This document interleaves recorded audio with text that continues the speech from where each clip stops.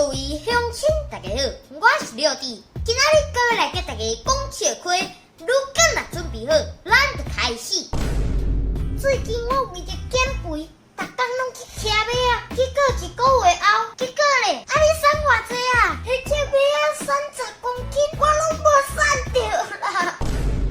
廖弟啊，你毋是甲我讲，你这摆一定有法度考第一名吗？你才会到考第2名尔？因为我考第1名，你才互我100尔。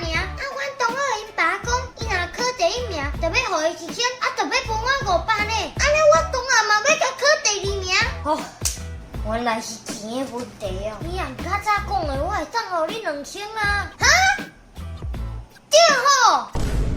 咩啊？迄医生开互你的药啊，你才会规包好好拢无动啊？医生就叫我3顿食饱，较食药啊，我就拢一直食无饱啊。哈？影片到这结束啊！恁若介这出影片，请分享出去，顺续订来看，热天本明白按